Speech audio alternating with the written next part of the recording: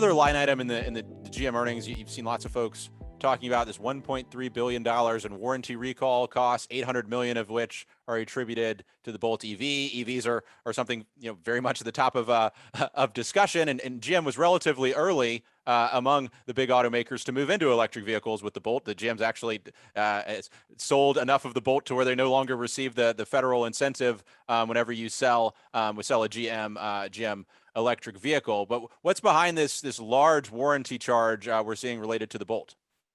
They discovered after investigating some fires and other issues that there were some a relatively small number, as I understand it, of battery cells made by their supplier, LG Chem, that may have had a flaw that may be causing some of these problems. So what they did was they recalled every Bolt that might have some of those cells in it, which was 2017 to 2019. I think, don't quote me, if you have a Bolt, check with your dealer to be sure. I don't want somebody thinking they're off the hook or they're under a recall if they're not.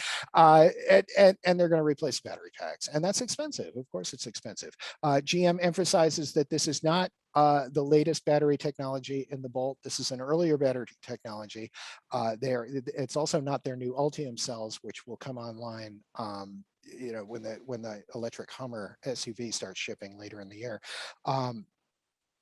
But this is a problem where they've seen a problem, and GM has certainly learned its lesson over the last decade that if you've got a maybe problem, you jump on it right away, even if it's expensive, because if you don't, as we found with their ignition switch recalls several years ago, it'll get a lot more expensive if you don't. So it's them trying to get out in front of a little problem before it becomes a huge problem. It's expensive. It's also the right thing to do. Ultimate cost of the recall may not be nearly as high if they find that, in fact, it was only a relatively small number of cars. They may be able to sort of hone down their understanding of which cars are likely to be affected. We'll see. Yeah, and that this goes into that thing we talked about earlier of like, if there's not some backlash against EVs, like I don't think this is something that would make me concerned. There's a fire risk with EVs that you're concerned about owning one, but this is the type of thing that goes into this PR tapestry, and it's one of those things you'll hear folks talking about. GM has released some more details around their EV plans outside of the Bolt. What we could expect from the company moving into the future. What should we be watching there as far as GM's EV future? We should be watching how the next few launches go. The Hummer EV is coming, GMC Hummer, they're calling it.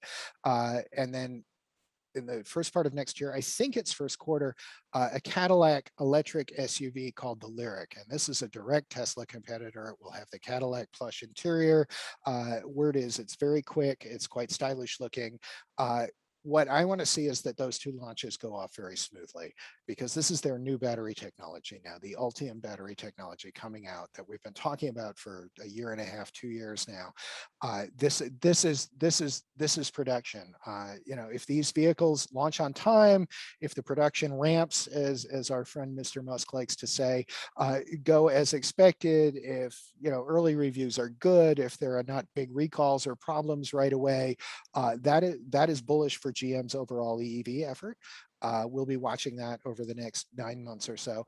If there are snags, well, I'm not sure it's dire, but certainly it means that this is not going to go as smoothly as it should, and we will have to adjust our roadmaps accordingly. But that's the big thing to watch as they roll into their proprietary batteries, their proprietary battery packs, these much hyped new vehicles. Does everything go as planned? Same's true as Ford, really. The Mach-E launched pretty much as planned. There were some early snags in production, but for the most part, it came out pretty much as planned. The F-150 has to come out as planned. Yeah, that whole it's another thing you hear Musk talk about is getting from prototype to scale is one of the most difficult things, and the auto industry is one of the among the most difficult manufacturing businesses there are out there. So we'll have to see how those things develop.